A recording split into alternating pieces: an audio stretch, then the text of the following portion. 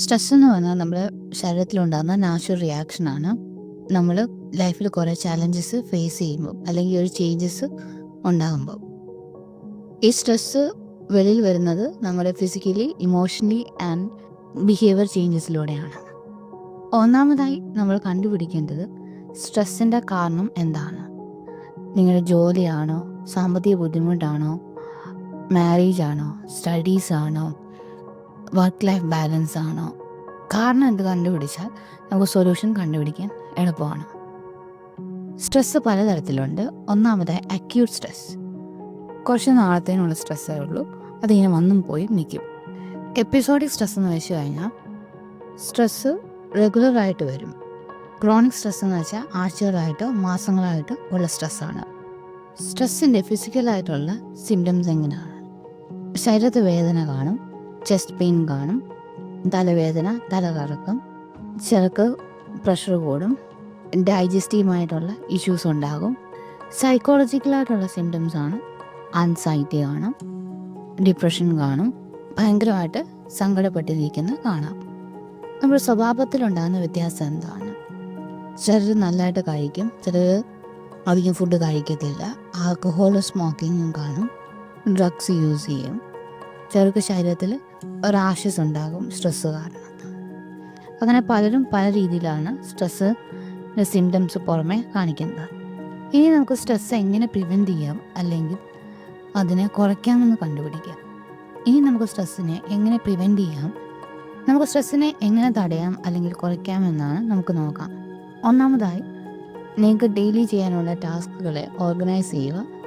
അത് മാത്രം ആ ദിവസം ചെയ്യുക. നിങ്ങൾക്ക് റിലാക്സ് ചെയ്യാനായി നടക്കാൻ പോകാം, ബ്രീത്തിങ് എക്സസൈസുകൾ ചെയ്യാം. ജിമ്മിലൊക്കെ പോകുന്നത് അല്ലെങ്കിൽ വീട്ടിൽ തന്നെ എക്സസൈസ് ചെയ്യുന്നത് നമ്മുടെ സ്ട്രെസ്സ് കുറയ്ക്കാൻ സഹായിക്കും. ഭക്ഷണത്തിൽ ഫ്രൂട്ട്സും പച്ചക്കറികളും ഉൾപ്പെടുത്തുക. നമുക്കുള്ള കാര്യത്തിൽ നമുക്കില്ലാത്ത കാര്യം ഓർക്കുമ്പോഴാണ് സ്ട്രെസ്സ് വരുന്നത്. ഉള്ള കാര്യത്തിൽ നമ്മൾ സംതൃപ്തരായിരിക്കുക എന്നുള്ളത് സ്ട്രെസ്സ് മാനേജ് ചെയ്യാൻ പറ്റുന്ന ഒരു സൊല്യൂഷനാണ്. എന്നിട്ട് നമ്മൾ റിയാലിറ്റി അക്സെപ്റ്റ് ചെയ്യുക. നമുക്കെല്ലാം കൺട്രോൾ ചെയ്യാൻ പറ്റത്തില്ല എന്നും, പിന്നെ നിങ്ങൾക്ക് സന്തോഷം തരുന്ന കാര്യങ്ങൾ ചെയ്യുക, ഹോബീസ് ചെയ്യുക. അങ്ങനെ ചിലർക്ക് ചെടി നടാനായിരിക്കും എങ്കിൽ അത് ചെയ്യുക, പാട്ട് പാടുന്നവർ അത്, ഡാൻസ് കളിക്കുന്നവർ ഡാൻസിങ്. പിന്നെ നിങ്ങൾക്ക് ഇഷ്ടമുള്ള ഹോബിയിൽ നിങ്ങൾ ഇൻവോൾവ് ആവുക. പാട്ട് പാടാൻ, ഡാൻസ് ചെയ്യാൻ, ചെടി നടാൻ, കുക്കിങ്, അങ്ങനെ പലർക്കും പല ഹോബിയാണ്. അപ്പോൾ ആ നിങ്ങളെക്കൊണ്ട് പറ്റുന്ന ഹോബികൾ നിങ്ങൾ ഇൻവോൾവ് ആകുക.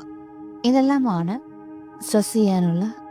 പിന്നെ നിങ്ങൾ തന്നെ ഒരു പേപ്പർ എടുത്തെഴുതുക. പേപ്പറോ നിങ്ങളൊരു നോട്ട്ബുക്കോ എടുത്തെഴുതുക. പേപ്പറോ നോട്ട്ബുക്കോ ഡയറിയോ. പിന്നെ നിങ്ങൾ തന്നെ ഒരു സ്ട്രെസ് ജേർണൽ ഉണ്ടാക്കുക.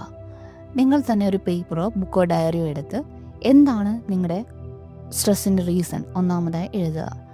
രണ്ടാമതായി ആ സ്ട്രെസ് ഉണ്ടാകുന്ന സമയത്ത് നിങ്ങൾക്ക് എന്തൊക്കെ സിംറ്റംസാണ് ശരീരത്ത് ഉണ്ടായത്, ആ സ്ട്രെസ്സിനെ നിങ്ങൾ എങ്ങനെ കൺട്രോൾ ചെയ്യാൻ ശ്രമിച്ചു, നിങ്ങൾ എന്ത് ചെയ്തപ്പോഴാണ് സ്ട്രെസ്സ് മാറിയത്, സ്ട്രെസ് ഉണ്ടായപ്പോൾ നിങ്ങൾ ഏതെങ്കിലുമായ രീതിയിൽ ആരോഗ്യപരമല്ലാത്ത കാര്യത്തിൽ നിങ്ങൾ ചെയ്തോ, നിങ്ങൾ സമൂഹത്തിൽ നിന്നോ കൂട്ടുകാരിൽ നിന്നോ അകന്നു നിന്നോ, നിങ്ങൾക്ക് ഉറക്കം കൂടുതലാണോ കുറവാണോ, നിങ്ങൾക്ക് സ്ട്രെസ്സ് വരുമ്പോൾ മറ്റുള്ളവരുടെ റിയാക്ഷൻ എന്തായിരുന്നു നിങ്ങളുടെ, സ്ട്രെസ്സ് കാരണം നിങ്ങൾക്ക് ചെയ്യേണ്ട കാര്യങ്ങൾ ചെയ്യാതിരിക്കാൻ പറ്റുമോ. ഇങ്ങനെ നിങ്ങൾ തന്നെ ഒരു സ്ട്രെസ് ജേർണൽ ഉണ്ടാക്കുക.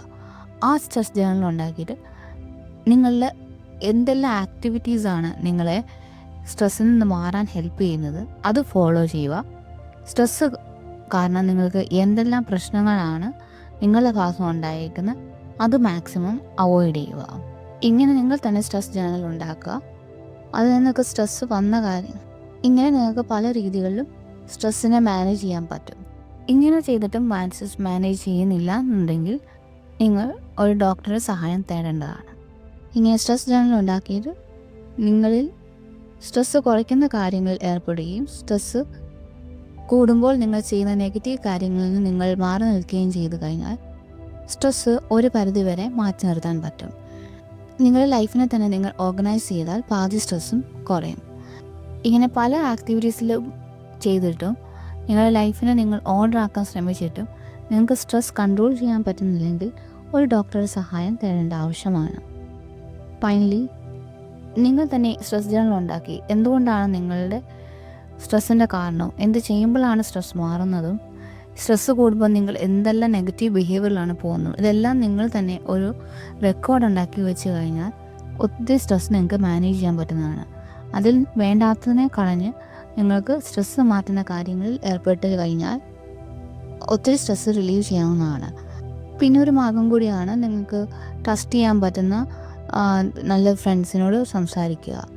പക്ഷേങ്കിൽ അതിൽ സ്ട്രെസ്സ് കൂടുന്ന ഫ്രണ്ട്സിനോടാകരുത്, സ്ട്രെസ്സ് കുറയ്ക്കുന്ന നിങ്ങളെ സപ്പോർട്ട് ചെയ്യുന്ന, ഇമോഷണലി സപ്പോർട്ട് ചെയ്യുന്ന ഫ്രണ്ട്സിനോട് വേണം സംസാരിക്കാൻ. ഇങ്ങനെ എല്ലാ മാർഗ്ഗങ്ങളും ചെയ്തിട്ടും നിങ്ങൾ സ്ട്രെസ് കുറയുന്നില്ല എങ്കിൽ ഒരു ഡോക്ടറെ സഹായം തേടേണ്ടതാണ്. അവർ പ്രോപ്പറായിട്ട് നിങ്ങൾക്ക് കൗൺസിലിംഗ് തരുന്നതാണ്. എപ്പോഴും നമ്മൾ ഓർക്കുക, സ്ട്രെസ്സും കൊണ്ട് നമ്മൾ തന്നെ നമ്മുടെ സമയം കളയുകയാണ്. സ്ട്രെസ്സും കൊണ്ട് നമ്മൾ ഒന്നും നേടുന്നില്ല, നമുക്കൊന്നിനെയും കൺട്രോൾ ചെയ്യാൻ പറ്റില്ല. അതുകൊണ്ട് സ്ട്രെസ് ഫ്രീ ആയ ലൈഫ് എല്ലാവരും ലീഡ് ചെയ്യുക. അതുകൊണ്ട് മാക്സിമം സ്ട്രെസ് ഫ്രീ ആയി ജീവിക്കാൻ ശ്രമിക്കുക.